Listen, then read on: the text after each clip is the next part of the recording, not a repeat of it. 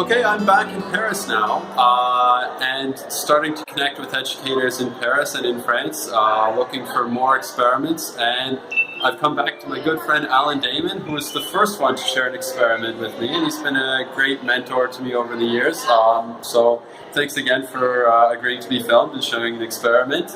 My pleasure.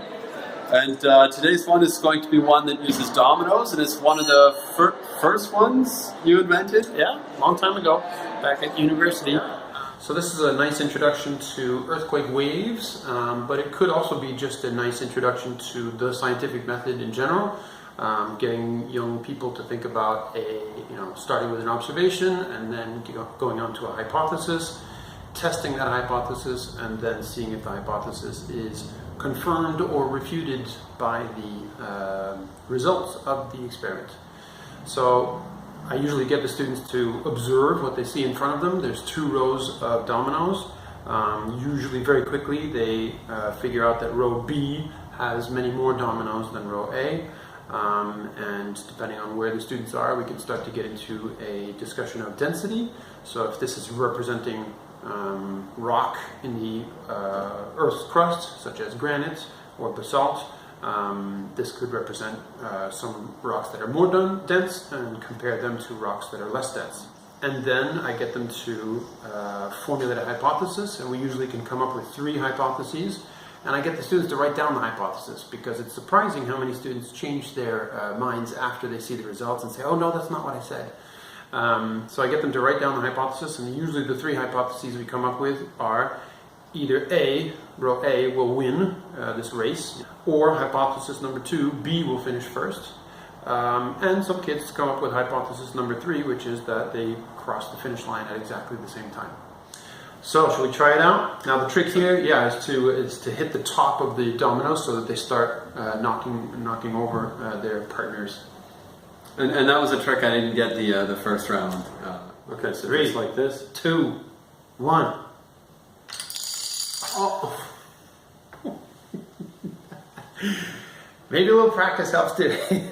Small blooper there, yeah. Yeah, and so need to hit it hard enough and high enough. Let's see. Shall we? 3, 2, 1, go. Wow, that was a close race.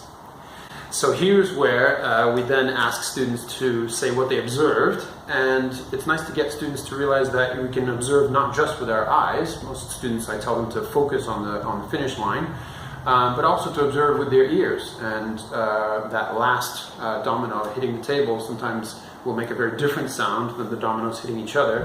And so I try to get them to remember what they heard. Did they hear the last dominoes in each row hit the table at the exact same time, or did they hear a kind of a tick-tock one after the other? And this is where I warn students that not everyone's hypothesis can be confirmed. Some of you are going to be maybe a little disappointed, but under no circumstance should you change your hypothesis and say, well, no, that's not what I said. That's not how science works. Science works by making a hypothesis and then deciding whether your hypothesis has been confirmed by the data or refuted. So those are good words to learn and get through to the students at this stage. Another way to think about it too is for students who really aren't convinced, because there's always a few who say, well, I don't know, I don't believe that camera. Just ask them the following hypothetical question or experiment.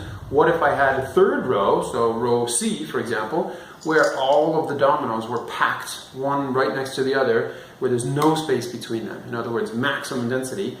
Then, as soon as the race started, row C would finish, because as soon as the dominoes were pushed over, the last one would fall over. And then imagine the other example, and this happens. There's some types of earthquake waves that can't travel through certain materials because they're not dense enough. And there the wave doesn't travel. Thank you again, Alan, for sharing this experiment with us. My pleasure.